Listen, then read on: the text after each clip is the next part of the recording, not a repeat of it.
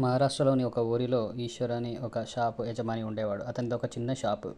వచ్చిన వారందరికీ కూడా తన వంతు సహాయంగా లాభం ఆర్జించకుండా తన యొక్క బిజినెస్‌ని చేస్తూ ఉండేవాడు. కానీ అతనికి ఏమీ మిగలేకపోయేది. అక్కడ ఉన్నటువంటి పక్క ప్రజలు అందరూ కూడా వచ్చి, "ఈ విధంగా చేస్తే నువ్వు ఏ విధంగా లాభాలు పొందగలుగుతావు? షాపు తొందరగా మూతపడిపోతుంది. జాగ్రత్తగా ఉండు" అని చెప్పేవాడు. అయినా కానీ తాను లాభం ఆర్జించకుండా తన యొక్క షాపు నడిపేవాడు. తనకు ప్రతి దాంట్లో నష్టం వచ్చేది కూడా. కొన్ని రోజులైతే ఇక తిండికి కూడా గడవని పరిస్థితి వచ్చింది. అప్పుడు తాను సాయిబాబాకు మొక్కుకొని, "తండ్రి, నువ్వే ఏదైనా చేసి నా ఈ బిజినెస్‌ని, ఈ షాప్‌ని నడిపించే బాధ్యత నీదే" అని చెప్పి వెన్నుకున్నాడు. తర్వాత నెక్స్ట్ రోజు ఒక వృద్ధుడు తెల్ల దుస్తులతో వచ్చి, "స్వామి, నాకు కొంచెం బియ్యము, నూనె ఇస్తావా" అని చెప్పి అడిగాడు. అతను ఇచ్చాడు. ఇచ్చిన తర్వాత, "స్వామి, నా దగ్గర ఏ డబ్బులు లేవు.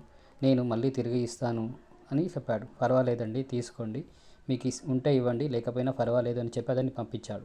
అతను ఎవరో కాదు, బాబానే ఆ విధంగా వచ్చి తీసుకొని తన యొక్క కష్టాలను తీసుకొని వెళ్ళిపోయాడు. ఈ విషయం అతనికి తెలియదు. అలాగే ఆ విధంగా రోజు గడిచిన తర్వాత తెల్లారి షాప్ దగ్గరికి వచ్చి చూడగానే పెద్దగా క్యూ లైన్ ఉంది. ఇదేంటి అని తాను ఆశ్చర్యపోయాడు. వందల కొద్ది మంది జనాలు అక్కడ వచ్చి ఆ షాప్ దగ్గరికి వచ్చి అతన్ని ఏదో ఏదో ఒక వస్తువుని అడగడం, కొనడం జరుగుతుంది. ఆ లాభాలు అతనికి రావడం మొదలైంది. ఇదంతా ఎవరి లీల, ఇదంతా ఏంటో తనకు అర్థం కాలేదు. అదే రోజు సాయంత్రం రాత్రి పడుకున్నప్పుడు బాబా కలలోకి వచ్చి, "నువ్వు నాకు వస్తు రూపేణ నాకు సహాయం చేశావు. నేను నీ యొక్క విన్నపాన్ని విని నీకు మంచి చేస్తున్నాను. వీలుంటే షిరిడీకి వచ్చి దర్శనం చేసుకో. నీ యొక్క దానగుణాన్ని ఆ విధంగానే సాగించు. నిరుపేదలకి సహాయం చేయి.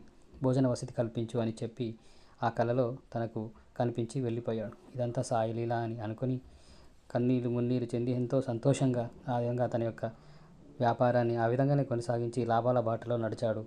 తన బీదలకి సహాయం చేస్తూ ఉండాడు. ఓం సాయిరామ్, ఓం సాయిరామ్. Please subscribe.